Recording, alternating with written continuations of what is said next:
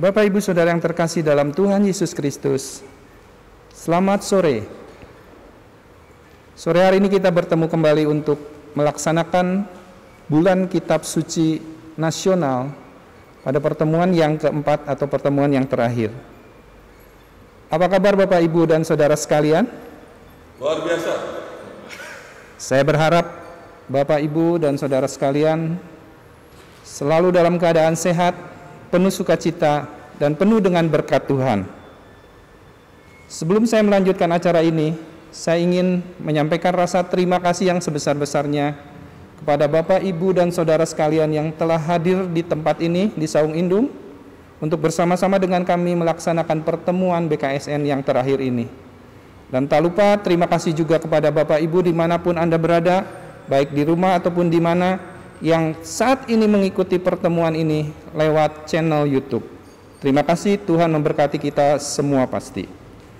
Bapak Ibu, tema kita pada malam sore hari ini adalah bangga menjadi orang Katolik. Tema ini diangkat dengan dasar biblis dari Kisah Rasul 2. Sebuah tema yang sangat sederhana kalau kita artikan bangga menjadi orang Katolik. Saya pribadi benar-benar merasa bangga menjadi orang Katolik, dan saya yakin pada saat sore hari ini ketika Bapak dan Ibu sekalian mendengarkan pemaparan yang akan disampaikan oleh narasumber kita, Romo Thomas Waluyo SSCC, maka kebanggaan kita sebagai orang Katolik itu benar-benar akan menjadi sangat terasa sekali. Dan untuk itu, tanpa berpanjang kata lagi, kita akan mengawali pertemuan kita pada malam hari ini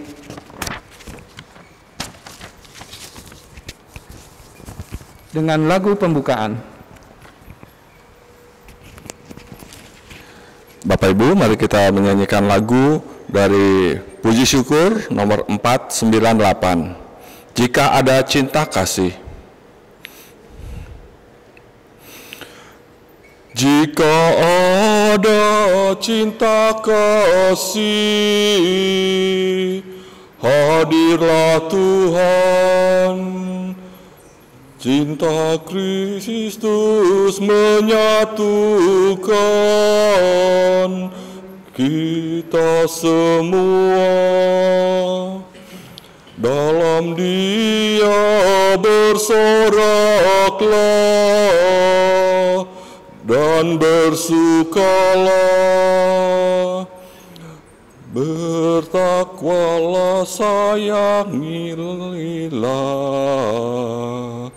Tuhan yang hidup. Mari saling mengasihi sebulat hati. Jika ada cinta kasih, hadirlah Tuhan. Ya, udah.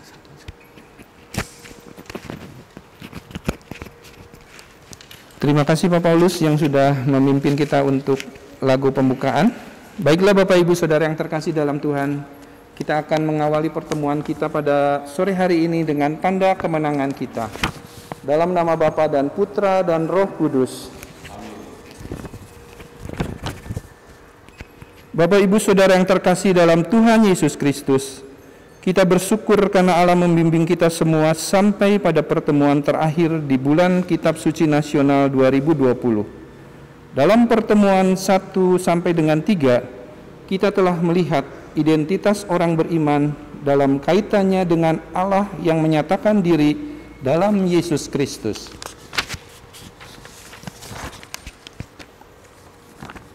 Pada pertemuan 1, kita adalah orang yang percaya bahwa Allah adalah kasih. Dan di pertemuan kedua, kita adalah pengikut Yesus dan anak manusia adalah raja kerajaan surga. Di pertemuan ketiga, kita adalah orang berdosa namun dipercaya oleh Tuhan, dan dalam pertemuan 4 ini kita melihat identitas kita sebagai anggota gereja Katolik, persekutuan orang yang percaya kepada Yesus, yang merupakan pernyataan kasih Allah, dan kita akan belajar untuk bangga menjadi orang Katolik. Dengan hidup bersama dalam persekutuan orang beriman, kita mendapatkan kekuatan dan peneguhan iman. Marilah kita menyiapkan hati kita untuk mendengarkan setiap seruan daripada Tuhan. Dan untuk itu, saya mengundang Bapak, Ibu, dan saudara sekalian, kita akan sama-sama bangkit berdiri, kita akan berdoa bersama-sama. Ya Allah Bapa yang Maha Kasih, kami bersyukur atas anugerah dan cinta kasih-Mu yang boleh kami rasakan dalam kehidupan bersama dengan saudara-saudara dalam iman. Kami mohon utuslah Roh Kudus-Mu untuk membimbing kami, untuk memahami sabda-Mu dalam kitab suci. Berilah kami kekuatan untuk membangun persekutuan orang beriman sebagai ciri khas murid-murid Yesus Putra-Mu. Dialah Tuhan dan pengantara kami, kini dan sepanjang masa. Amin. Silakan duduk, Bapak Ibu Saudara yang terkasih dalam Tuhan. Kita akan lanjutkan dengan pembacaan kitab suci yang akan dibacakan oleh Ko Gunawan. Silakan Ko Gun.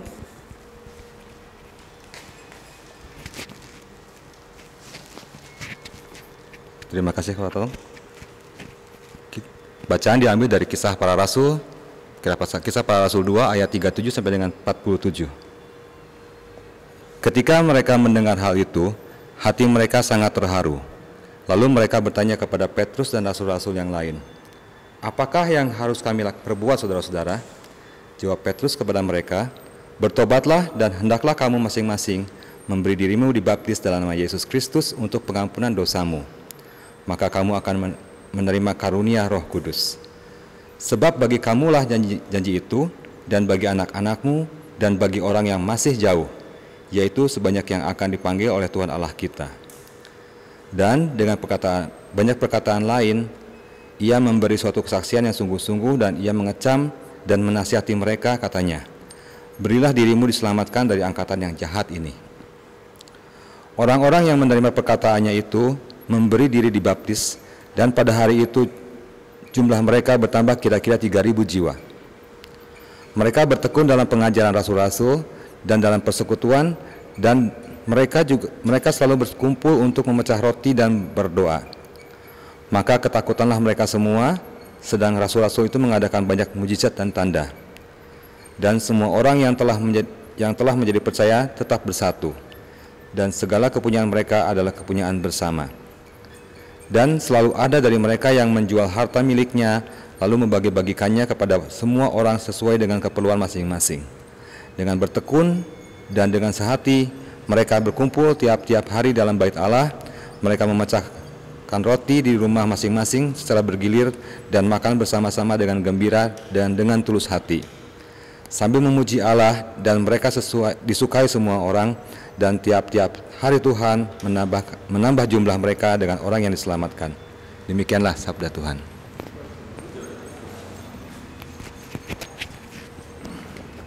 Terima kasih Ko Gun sudah membacakan kitab suci, dan tanpa berpanjang kata lagi, saya mengundang narasumber kita, Romo Thomas Waluyo, SSCC. Silakan Romo, waktu dan tempat saya persilahkan kepada Romo.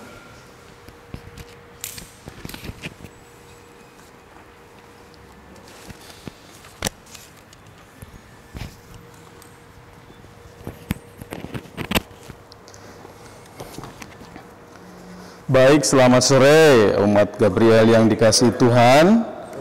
Pada hari ini kita akan menuntaskan rangkaian BKSN kita dengan tema umum mewartakan kabar sukacita di tengah krisis iman dan identitas. Dan tema yang keempat ini adalah bangga menjadi Katolik. Sebuah tema yang sungguh menantang kita semua sebagai orang yang percaya kepada Tuhan. Apakah kita memiliki kebanggaan itu, ataukah hanya kemudian kita menyimpan identitas kekatolikan kita hanya untuk diri kita sendiri, sementara kita dalam hidup tidak pernah menunjukkan bagaimana saya bangga menjadi orang Katolik yang sejati.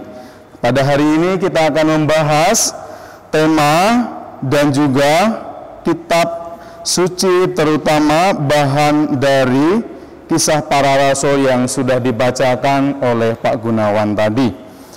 Baik, bahannya itu dari Kisah Para Rasul bab 2 ayat 37 sampai dengan 47.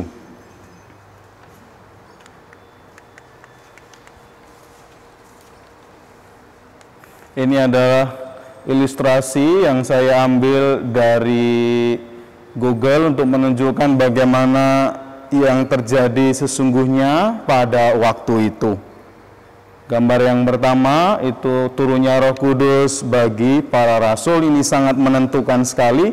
Yang kedua itu gambaran bagaimana mereka yang berkumpul atas nama Tuhan Yesus menerima janji yang diberikan, yaitu adalah janji Roh Kudus dalam rupa lidah-lidah nyala api. Ini juga saya ambil gambar bagaimana mereka yang menerima Roh Kudus kemudian mengembangkan diri dalam sebuah pertemuan bersama. Ini gambar salah satu bagaimana mereka memecahkan roti, mengenang tentang Yesus sendiri. Baik, sebelum kita masuk ke dalam pendalaman teks dari Kisah Para Rasul, saya ingin memberikan catatan awal, di mana catatan awal ini menjadi dasar pijak kita untuk memahami tulisan tentang Kisah Para Rasul atau Jemaat Perdana tadi. Kalau ini sebagai ujung tombak atau kata ini sebagai loncatan untuk memahami secara lebih luas. Catatan yang pertama yang saya berikan adalah Kisah Para Rasul ini ditulis oleh Lukas Penginjil. Jadi sebenarnya Lukas menuliskan dua peristiwa. Yang pertama adalah Injil sendiri dan yang kedua adalah Kisah Para Rasul.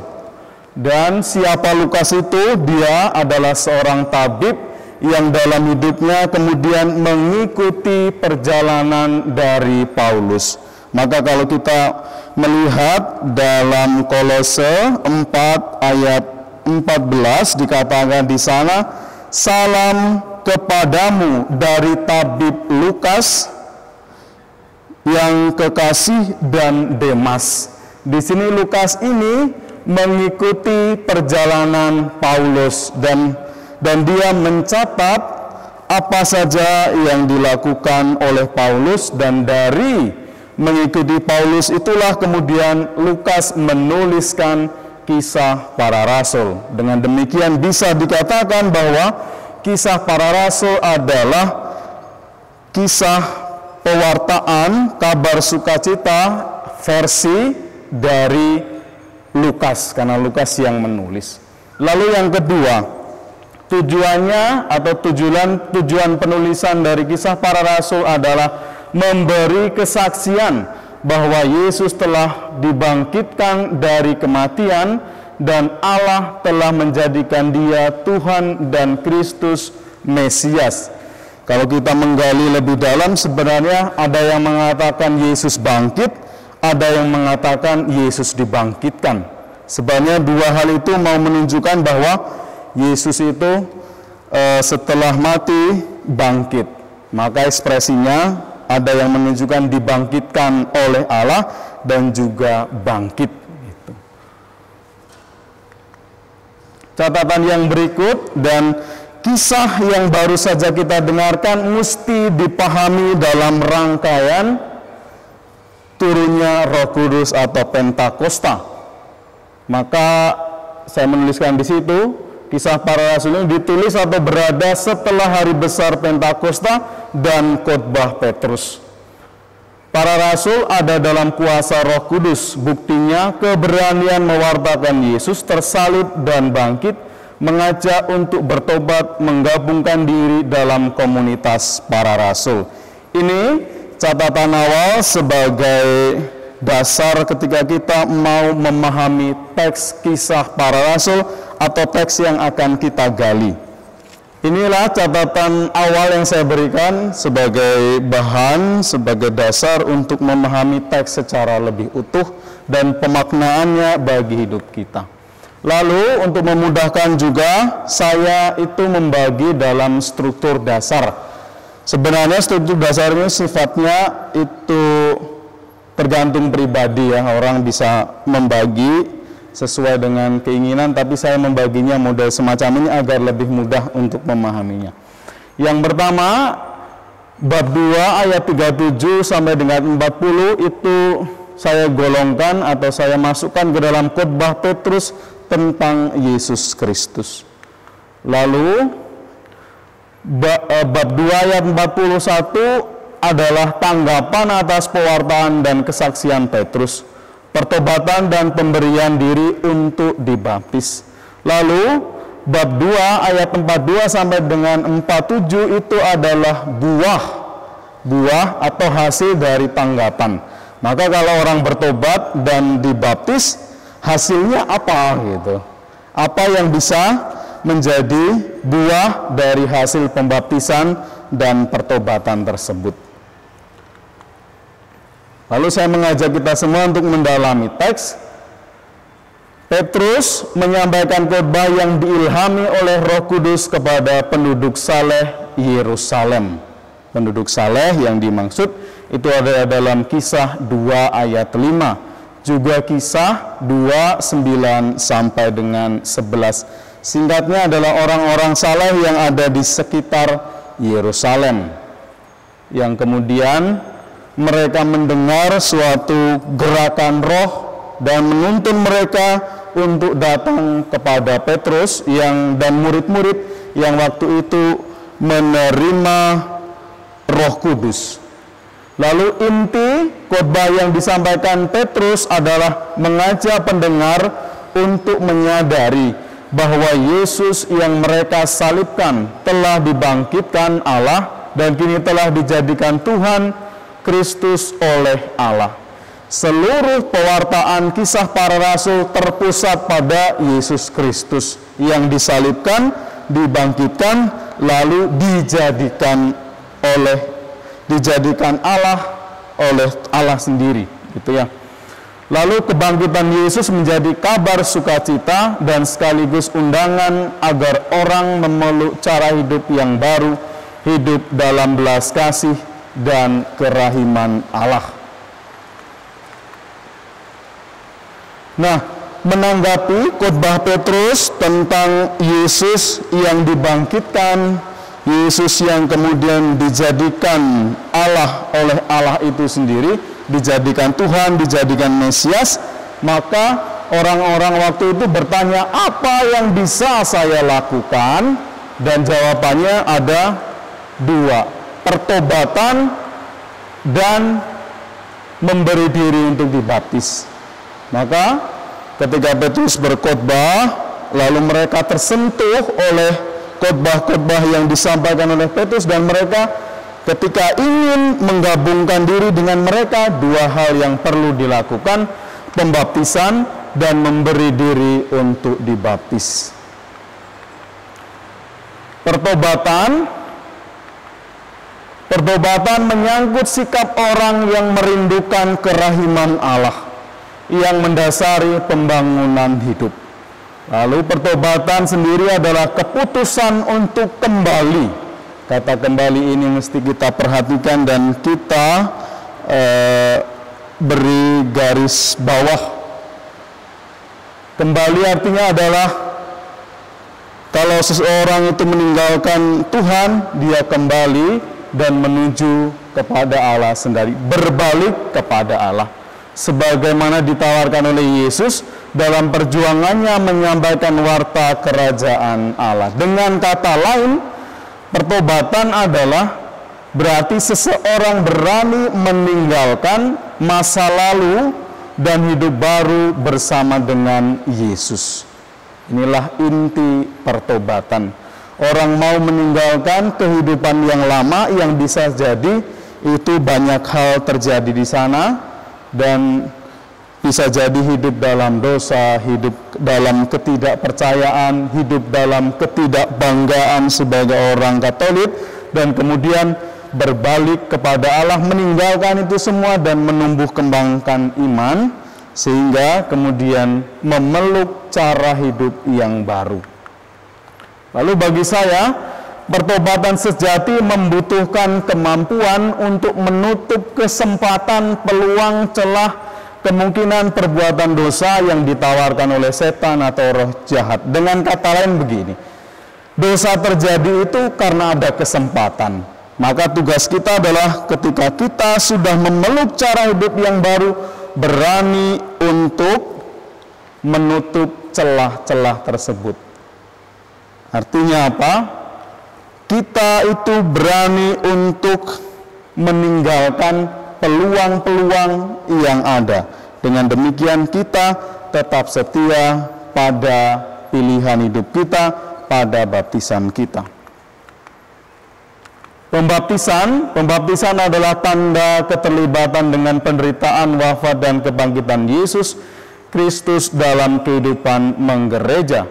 Dengan pembaptisan tersebut orang dilibatkan dalam iman dalam gereja. Jalan pembaptisan berarti juga hidup bersama dalam iman akan Yesus Kristus dalam keluarga baru, keluarga beriman yaitu gereja. Ketika orang dibaptis, dia tidak hanya digabungkan dalam iman yang sama kepada Yesus Kristus, kita percaya kepada Yesus Kristus, tetapi juga baptisan itu menggabungkan kita kepada orang-orang yang seiman, orang-orang yang sama percayanya dan hidup dalam komunio atau dalam kesatuan satu dengan yang lainnya.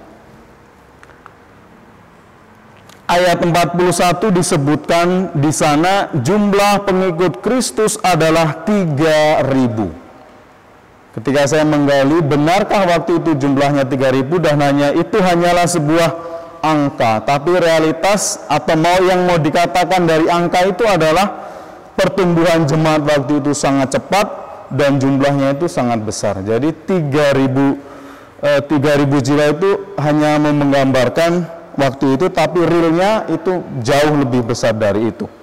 Atau dikatakan pertumbuhan mereka lebih cepat dan lebih besar. Lalu orang-orang yang sudah bertobat dan dibaptis kemudian mengubah cara hidup atau hidupnya menyelaraskan dengan hidup yang diimani dilakukan oleh para rasul. Yang pertama adalah bertekun dalam pengajaran para rasul. Yang kedua, mereka membangun keluarga baru, memecahkan roti, berdoa bersama, dan mereka dicintai oleh semua orang. Baik, saya akan menjelaskan singkat-singkat tentang bagian per bagian ini. Yang pertama, bertekun dalam pengajaran para rasul. Apa sebenarnya yang disebut dengan pengajaran para rasul? Yang disebut pengajaran para rasul adalah semua warta gembira yang telah mereka hayati selama ini. Jadi para rasul itu mengenal Yesus, lalu kemudian hidup bersama dengannya, dan apa yang mereka alami, apa yang mereka dengar dari Yesus, lalu kemudian mereka renungkan, apa yang mereka renungkan, mereka ajarkan kepada orang-orang baru tadi, dan diharapkan orang-orang baru tadi memahami. Maka sebenarnya ajaran yang dimaksud adalah pengalaman iman para rasul disampaikan kepada anggota komunitas yang baru.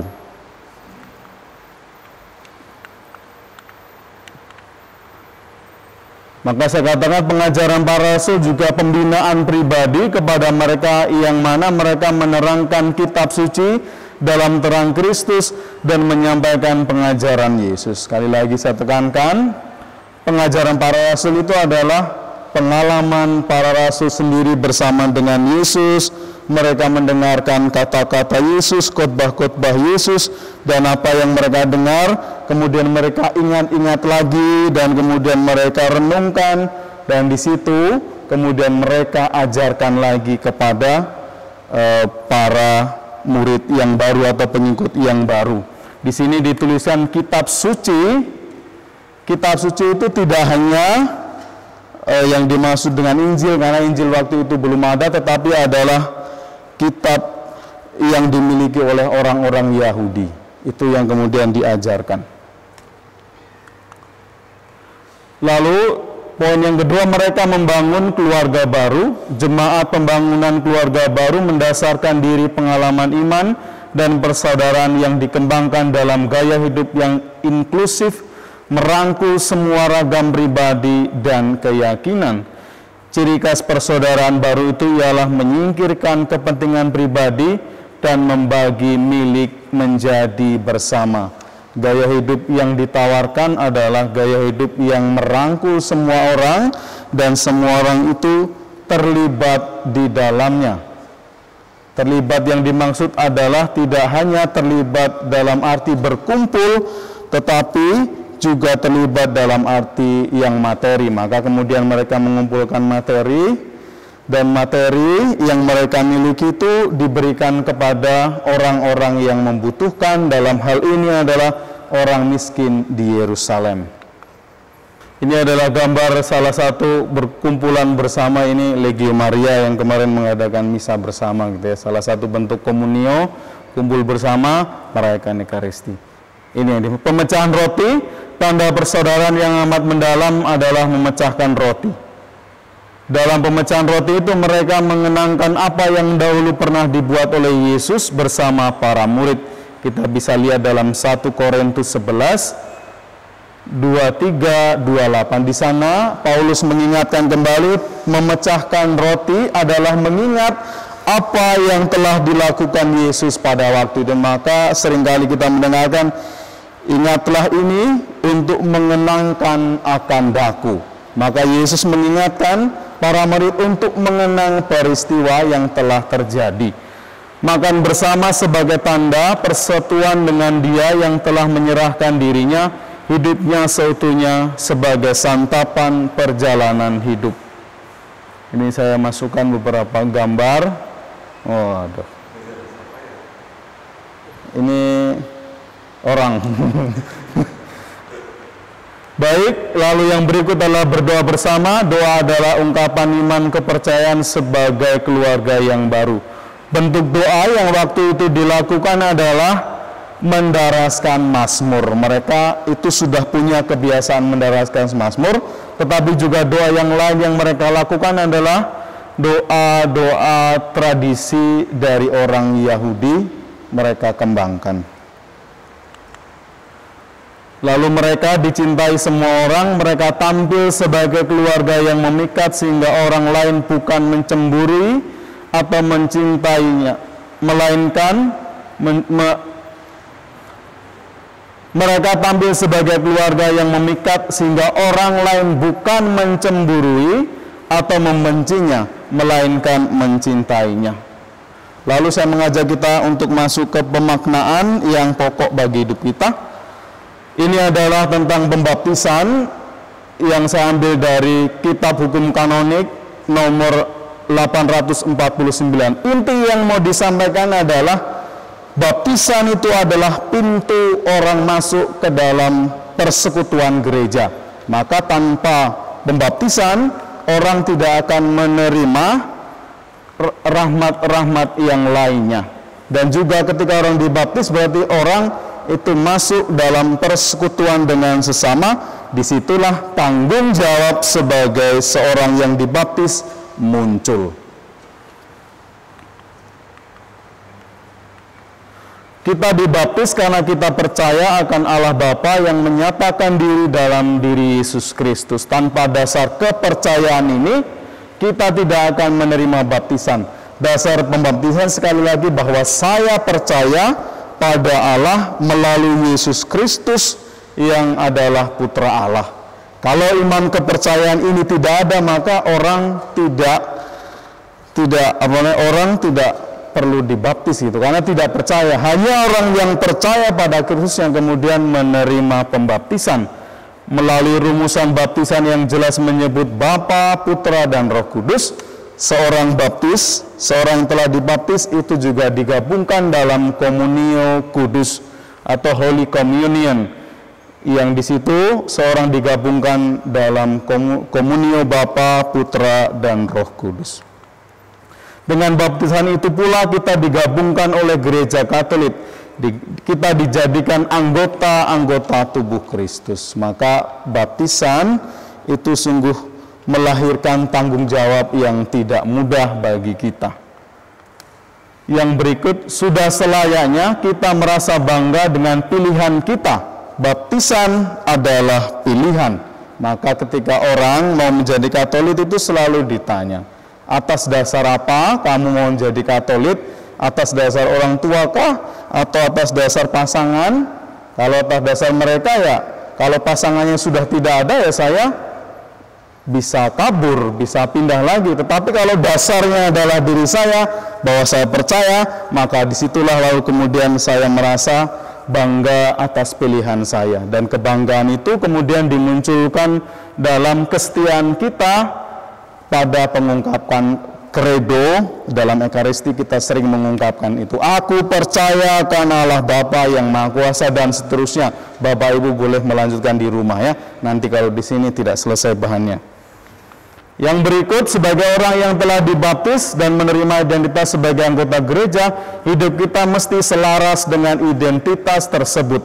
Hidup yang selaras dalam hal ini adalah kita meneladani gaya hidup jemaat perdana. Maka kalau orang sudah dibaptis, punya tanggung jawab dan hidupnya mesti diselaraskan dengan gaya hidup jemaat yang tadi kita dengarkan dan juga kita bahas. Orang-orang yang dibaptis telah dilahirkan kembali menjadi anak-anak Allah. Mereka wajib mengakui di muka orang-orang beriman yang telah mereka terima dari Allah melalui gereja, serta untuk mengambil bagian dalam kegiatan apostolik dan misioner umat Allah. Wajib mengakui di muka orang-orang beriman. Ini artinya apa? Bahwa kita kalau bangga ya, dimanapun kita menunjukkan iman kita, jangan sampai kita hanya bangga di dalam tetapi di luar tidak mau menampilkan itu. Hidup yang selaras, saya katakan, bertekun dalam pengajaran para rasul, sekarang menjadi semakin jelas dalam kitab suci yang kita baca dan renungkan setiap hari. Kita hidup dalam persekutuan saling mengasihi satu sama lain. Memecahkan roti dan berdoa, ini adalah Ekaristi, sebenarnya Ekaristi yang dilaksanakan di gereja, di lingkungan, dan ini menjadi undangan setiap orang untuk bisa bergabung dan kemudian merasakan sendiri kehadiran Allah itu ya. Milik bersama, saling memperhatikan satu sama lain, ini juga aspek paling penting dalam hidup sukacita, hidup dalam sukacita karena telah dibaptis. Maka saya mau mengatakan yang ini adalah bahwa Paus Fransiskus mengingatkan kita dalam dokumen-dokumennya bahwa ketika kita mewartakan Kristus, yang paling penting dari kita itu adalah kebanggaan itu dimunculkan. Jangan sampai kita mewartakan Kristus tetapi kita sendiri tidak mengalami. Atau dengan kata lain, kita mewartakan Kristus seperti orang yang baru pulang dari pemakaman. Artinya apa? Muka kita muka yang sangat sedih, muka yang sangat lelah, muka yang tidak menarik. Akibatnya apa? Orang lain pun tidak simpatik melihat diri kita.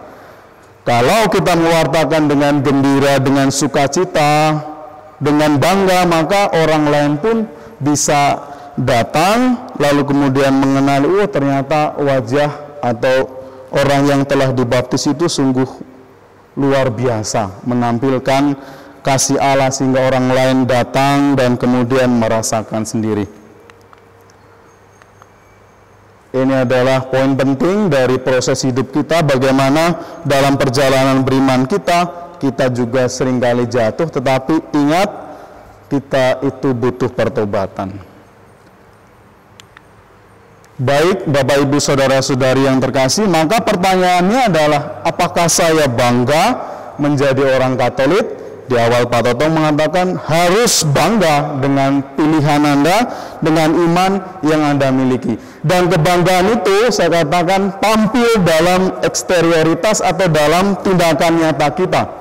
Maka ada beberapa bulan yang lalu orang datang kepada saya dan mengatakan, saya baptis secara bayi, waktu bayi, lalu dokumen-dokumen saya itu Katolik semuanya.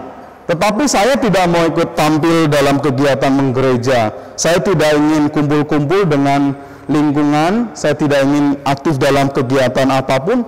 Saya hanya pengen misa, setelah misa pulang. Lalu yang saya katakan adalah, betul bahwa Ekaristi itu penting, bahwa Ekaristi itu boleh, Bapak Ibu datang Ekaristi boleh. Tapi kalau iman Anda itu kemudian disamakan hanya dengan Ekaristi, bagi saya itu sangat minimalis gitu.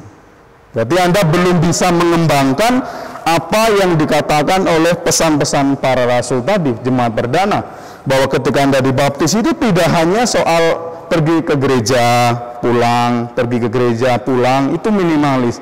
Maka bangga artinya bahwa saya mau bergabung dengan sesama seiman, saya mau terlibat di dalam pelayanan, saya mau membantu sesama, saya mau mengembangkan iman, sehingga iman kita, baptisan kita yang kita terima, rahmat yang mengalir dalam diri kita sungguh berbuah, dan buah itu adalah yang bisa dirasakan oleh sesama kita. Maka sekali lagi, mengambil satu aspek saja, misalkan hanya Ekaristi, misalkan hanya saya berbagi ke orang lain tapi tidak mau terlibat dalam gereja, bagi saya itu belum sempurna. Maka kita dipanggil untuk semua aspek itu kalau bisa dikembangkan dengan baik. Itulah sebenarnya tanggung jawab kita. Maka kalau kita hanya memilih satu, berarti kita belum benar-benar menghayati rahmat baptisan dari dalam diri kita. Maka pesan yang saya sampaikan adalah mari kita bangga dengan pilihan kita dan kita wujudkan kebanggaan itu dalam hidup kita yang sesungguhnya, dalam komunio, dalam kerinduan untuk berkumpul, dalam kerinduan untuk terus mendalami diri, dalam kerinduan kita untuk merayakan Ekaristi. Kira-kira demikian Pak yang bisa saya sampaikan dari materi yang terakhir ini, bangga menjadi orang Katolik. Romo Thomas, luar biasa sekali Mo. Saya jujur dari awal bangga menjadi Katolik. Tetapi sore hari ini kebanggaan saya menjadi sangat sempurna sekali Romo.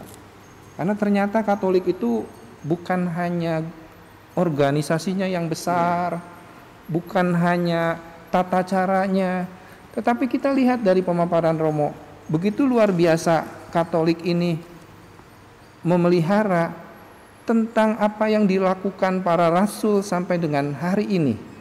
Dan itu bukan hanya diyakini sebagai ilmu, sebagai pengetahuan, tetapi aplikasi dalam hidup kita sebagai Katolik itu benar-benar luar biasa. Jadi saya benar-benar tidak salah milih Romo menjadi Katolik, dan saya betul-betul bangga. Saya rasa Bapak Ibu Saudara yang ada di sini ataupun yang mendengar lewat YouTube sependapat dengan saya bahwa Katolik itu benar-benar wajib kita bangga menjadi Katolik. Baiklah Romo, mungkin ada banyak yang ingin bertanya nih Romo, ya. Kita kasih waktu buat Bapak Ibu dan teman-teman yang ada di sini untuk sama-sama yang penasaran. Baik, mungkin ada yang sharing atau yang bertanya? Yang di pojok sana? Bertanya dulu atau sharing dulu? Sharing dulu ya, boleh Romo ya. Baik, Pak Paulus silakan. Terima kasih waktunya Pak Totong, juga Romo. Selamat sore semuanya. Saya Paulus dari lingkungan Santa Bernadette, bukan Santo, maaf. Ya, waktu pertemuan pertama saya sempat sharing bahwasannya saya pernah mengalami iman saya itu mengelana ya, selama 7 tahun, tapi saya merasakan juga kasih Allah yang luar biasa. Tapi kemudian juga pada saat itu selama itu saya tidak bangga sebagai orang Katolik. Salah satu contohnya adalah kalau di tempat umum, biasanya kalau pas di restoran mau makan, adalah satu kebiasaan bagi kita sebelum berdoa itu membuat tanda salib, Romo. Tapi dulu saya itu malu, ragu-ragu. Saya tidak menunjukkan identitas saya dan kebanggaan saya sebagai orang Katolik. Tapi puji Tuhan, setelah Allah membangkitkan atau memulihkan iman saya kembali, saya mulai sejak saat itu saya sudah tidak malu lagi. Dimanapun, kalau memang saya harus berdoa, saya tidak ragu-ragu lagi untuk membuat tanda salib. Karena menurut saya, tanda salib itu merupakan identitas kita sebagai orang Katolik. Dan lagi Tuhan Yesus berkata saya lupa di mana ayatnya, bahwasanya apabila kita tidak mau mengakui Dia di hadapan sesama, maka Tuhan Yesus sendiri tidak mau mengakui kita di hadapan Bapa. Jadi dari situ saya mulai memberanikan diri dan saya sangat bangga sebagai orang Katolik, sehingga saya tidak takut lagi dan tidak malu lagi untuk membuat tanda salib dengan dimanapun saya berada, maupun itu di resepsi pernikahan, di restoran, yang mana tempat itu banyak saudara kita yang non-Katolik, saya tidak ragu lagi, karena saya merasa bangga sebagai orang Katolik. Dan satu lagi sharing saya pernah dikatakan sebagai iblis, Romo. Waktu itu ada teman SMA saya bertanya tentang agama saya. Saya bilang, dia nanya, kamu Kristen atau Katolik? Saya jawab, Kristen Katolik. Kemudian dia nanya, loh agama kamu dua dong? Tidak, saya bilang, agama saya satu. Saya nanya, emang Kristen itu apa? Akhirnya dia menjawab, pengikut Kristus. Nah, kemudian saya konfirmasi lagi, apakah orang Katolik itu bukan pengikut Kristus? Nah, kan kalau kita lihat juga dari yang tadi Romo katakan credo, itu kan di bagian akhir dikatakan bahwasanya gereja yang satu, kudus, Katolik, dan apostolik, gitulah. Nah, pada saat saya berdiskusi itu, di akhir saya nanya, emang kamu sendiri Kristen yang mana? Dia ragu-ragu untuk menjawab. Sampai akhirnya saya mengatakan bahwasannya, apakah kamu merupakan bagian dari gereja Kristen yang banyak? Karena kalau saya baca di Google itu, gereja Protestan itu ada yang tercatat itu 35.000 denominasi yang tercatat, Romo ya. Nah, setelah saya mengatakan hal itu, dia langsung mengatakan, ih dasar iblis lu. Wah. Jadi di situ saya juga saya merasa bangga sebagai orang Katolik, meskipun saya dikatakan iblis oleh teman saya itu, tapi itulah salah satu bentuk kebanggaan yang boleh saya sharingkan pada sore hari ini. Demikian Romo dan Pak Totong. Terima kasih. Terima kasih Pak Paulus untuk sharingnya. Romo mungkin mau menanggapi? Baik, betul yang dikatakan Pak Paulus bahwa salah satu atau paling sederhana dari menunjukkan kebanggaan identitas kita sebagai orang Katolik itu adalah membuat tanda salib. Kenapa? Begitu kita membuat tanda salib, orang langsung tahu ini Katolik. Itu. Maka sebenarnya kita diajak untuk setia pada itu, gitu. Setia pada hal yang kecil. Dari hal yang kecil membuat tanda salib itulah kemudian berkembang ke yang lain. Banyak orang yang kemudian membuat tanda salib pun ragu-ragu karena apa? Mungkin karena di tempat umum atau duduk dengan orang-orang yang berbeda agama, takut nanti kalau mereka memaki-maki kita, memarah-marah kita atau sebagainya, dan ketakutan inilah yang kemudian membuat kita tanda bahwa kita tidak bangga, ya rasa takut itu. Nah, sebagai orang yang telah dibaptis menjadi Katolik, maka kita mesti menunjukkan itu dalam hal yang sederhana, tanda salib, tetapi juga dalam hal-hal yang lainnya itu. Lalu yang kedua, mengenai iman akan Yesus Kristus, betul bahwa kita itu bersaudara dengan gereja-gereja yang lain. Maka ada yang mengatakan ada gereja yang denominasinya banyak, itu kita sama-sama ke sana gitu, sama-sama ke Tuhan, tetapi sekali lagi yang ditekankan adalah cara kita berbeda. Ibarat orang naik mobil mau ke Jakarta, silahkan naik mobil apa saja, tetapi bagi saya mau naik mobilnya orang Katolik nih, maka ketika mengikuti mobilnya orang Katolik tentu aturan mainnya juga berbeda. Maka kalau ada orang yang mengatakan, wah yang penting saya ke gereja sana, ke gereja sini, ke gereja situ, bagi saya mengatakan kalau Anda orang dibaptis Katolik, marilah setia dengan gereja Katolik. Karena apa?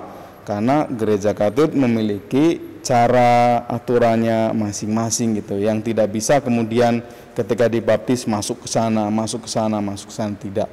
Kita menekankan aspek kesetiaan dibaptis gereja Katolik, tumbuh dan berkembang setia di dalamnya.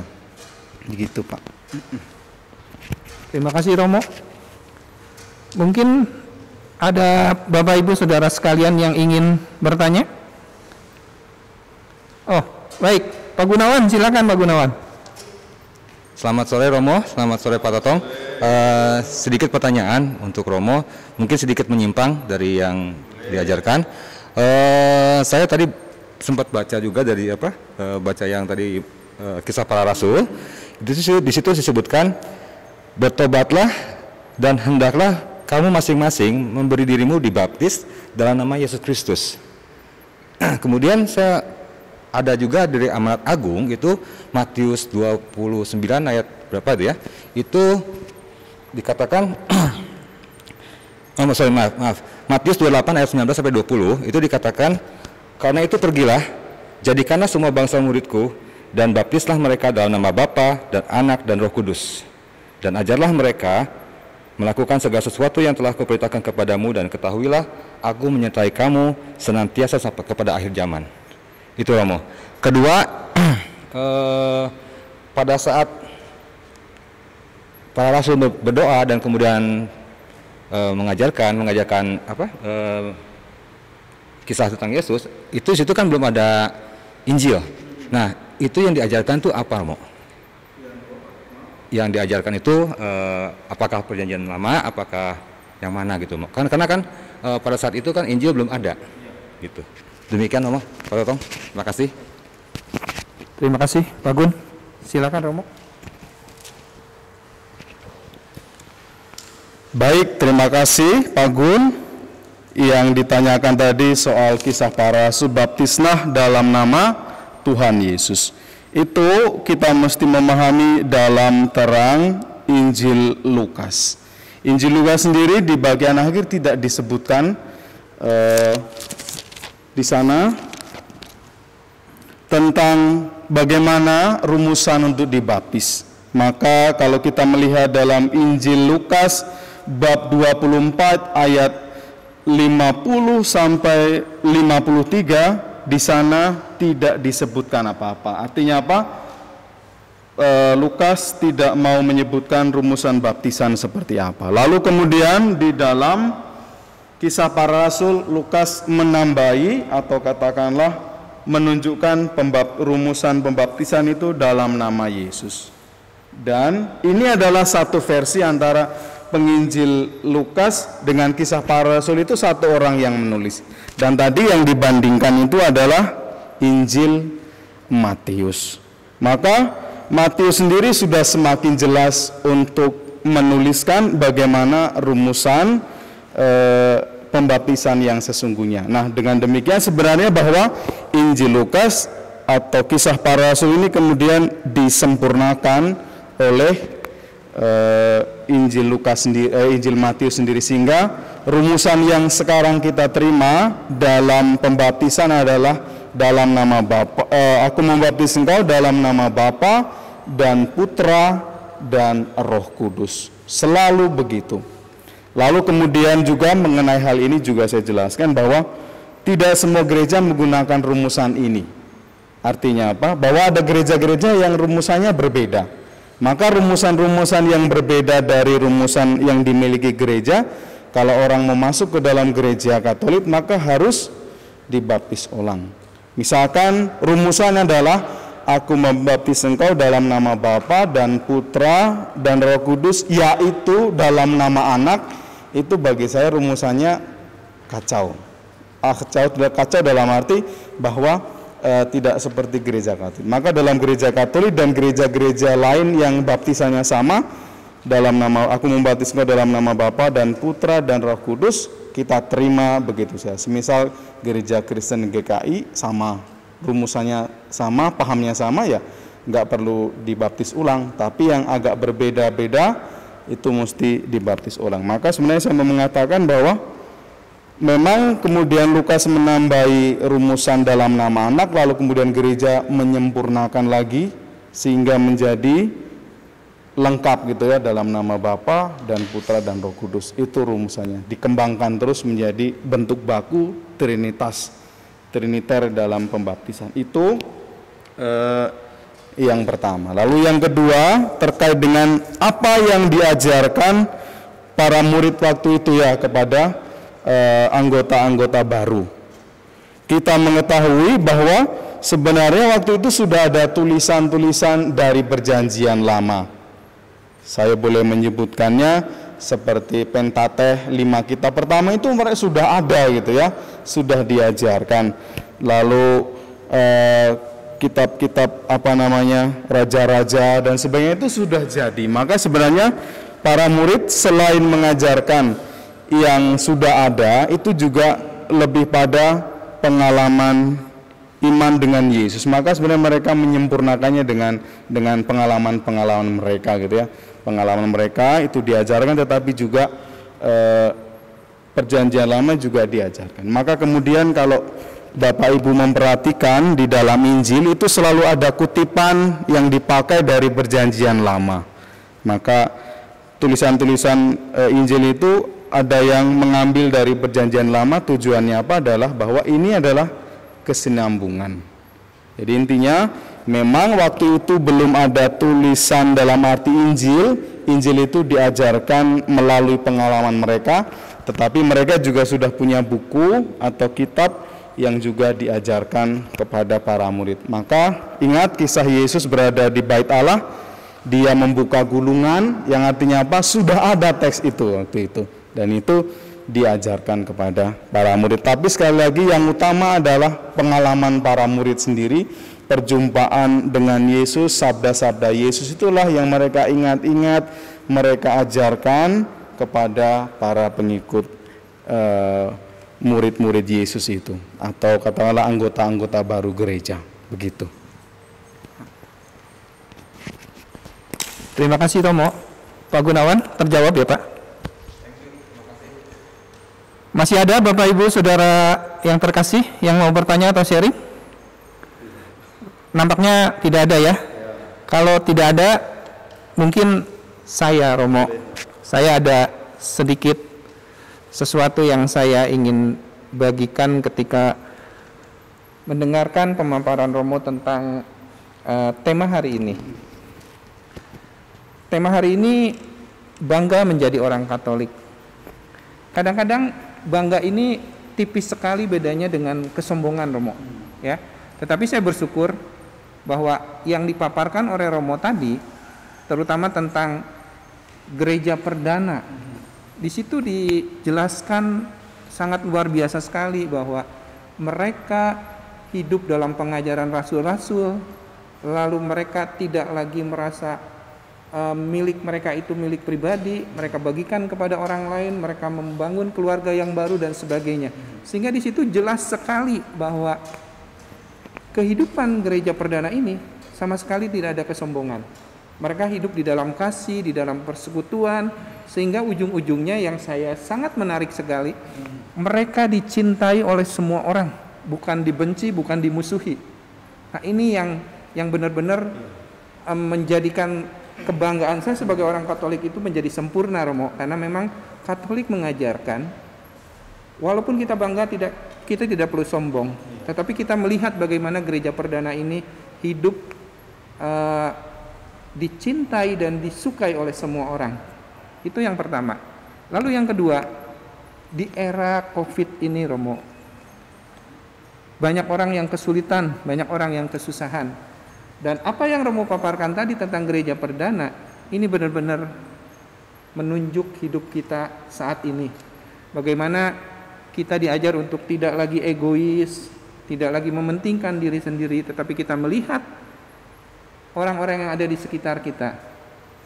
Jadi kebanggaan saya sebagai orang Katolik benar-benar sangat sempurna hari ini setelah mendengar apa yang Romo paparkan. Terima kasih sekali Romo atas apa yang sudah Romo sampaikan. Baik Pak, betul tadi dikata, saya tertarik sekali dengan antara bangga dan sombong itu amat tipis-tipis sekali itu ya. Sehingga kemudian agak susah untuk membedakannya, apakah ini tulus atau ada maksud di dalamnya gitu ya. Nah, suatu kali ada seorang bertanya kepada saya, Romo, saya tidak mau ikut dalam kegiatan lingkungan, tidak mau ikut dalam pelayanan itu karena apa? Karena di dalamnya itu ada yang namanya orang menyombongkan diri, ada yang namanya ingin tampil, ada yang ingin menunjukkan diri bahwa saya bisa, bahwa saya ini dan sebagainya. Dengan kata lain yang mau dikatakan oleh dia adalah bahwa pelayanan dalam gereja, pendalaman dalam lingkungan bisa menjadi atau dirasuki setan yang intinya adalah kesombongan diri atau kemudian ingin menunjukkan diri bahwa saya hebat. Lalu apa yang saya katakan kepada dia? Bapak, tidak semua itu terjadi. Bahwa memang dalam pelayanan ada setan itu iya. Jangankan dalam pelayanan, dalam gereja pun setan bekerja loh, saya bilang. Apalagi dalam berkumpulan-berkumpulan. Pasti ada yang namanya dorongan dalam diri untuk menampilkan diri, kesombongan diri, lalu kemudian menampilkan bisa dibilang kesombongan, lalu kemudian ingin unjuk gigi, itu ada dorongan itu. Tapi bahwa di dalam pelayanan itu ada ketulusan seperti yang dialami oleh para murid itu juga ada. Maka saya katakan tidak boleh mengeneralisasi bahwa ketika berkumpul bersama itu orang lalu menyombongkan diri, dalam pelayanan orang itu menunjukkan diri, tidak. Saya mengatakan bahwa memang ada di antara dalam perkumpulan itu ada yang namanya kesombongan diri itu ada yang namanya kebanggaan itu ada. Tapi saya mau mengatakan bahwa dalam kumpulan itu juga yang tulus juga banyak. Maka intinya bahwa kita dipanggil untuk setiap hari di dalam entah di dalam pelayanan, entah di dalam kehidupan menggereja bersama dengan orang lain, terus menyadari diri bahwa ada kecenderungan untuk menyombongkan diri. Tetapi kita mesti lawan, yang ditunjukkan bukan kesombongan diri, tapi bahwa ketulusan juga kemudian kebanggaan ini. Maka mesti hati-hati dan kita mesti mawas diri supaya kita bijak, dan yang kita tampilkan dalam suatu pertemuan, dalam suasana umum itu adalah kebanggaan diri. Memang sekali lagi ada kecenderungan begitu ya, saya katakan tipis sekali, tapi dengan kesadaran diri maka kita akan selalu diingatkan dan bisa mengerem gitu ya, itu. Baik. Terima kasih sekali Romo. Bapak Ibu Saudara yang terkasih dalam Tuhan Yesus, akhirnya kita tiba pada jam penutupan dari pertemuan kita pada sore hari ini. Baiklah, terima kasih Romo Thomas sudah menyampaikan begitu luar biasa apa yang menjadi kebanggaan kita sebagai orang Katolik. Dan untuk itu kita akan akhiri pertemuan kita ini dengan berdoa, dan nanti saya akan minta Romo Thomas untuk menutup, memberikan doa berkat bagi kita sekalian. Saya mengundang Bapak Ibu Saudara sekalian untuk bangkit berdiri, kita akan berdoa. Allah Bapa yang Maha Pengasih, kami bersyukur atas sabda-Mu yang telah kami dengarkan dalam pertemuan ini. Kami mohon bantulah kami dengan Roh Kudus-Mu agar kami dapat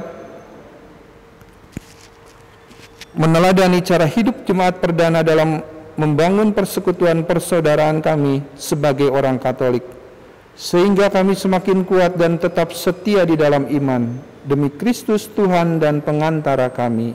Amin. Tuhan bersamamu dan bersama rohmu. kita semua senantiasa dilindungi, dibimbing, diberkati oleh Allah yang Maha Kuasa, Bapa, Putra, dan Roh Kudus. Amin. Kita akan akhiri dengan lagu. Kita akan akhiri dengan lagu penutup. Namun sebelumnya, saya mengingatkan Bapak Ibu Saudara sekalian, minggu depan kita masih ada satu pertemuan bincang-bincang dengan tim Pastores. Dan saya mengharapkan Bapak Ibu Saudara sekalian yang ada dimanapun mengikuti acara yang terakhir ini. Terima kasih. Silakan Pak Paulus. Terima kasih Pak Totong. Lagu penutup dari Puji Syukur 692, Yesus mengutus muridnya.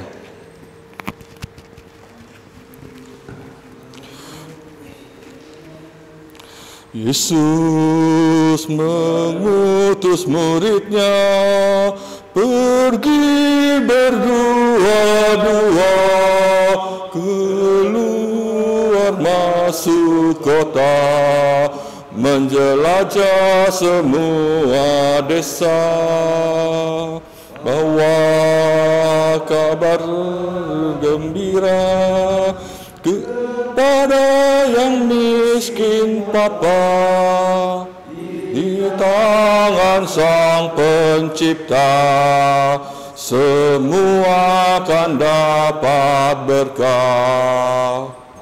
Marilah kita pergi bekerja di ladang Tuhan, menaburkan yang baik di dalam hati orang, menaburkan yang baik di dalam hati orang. Terima kasih.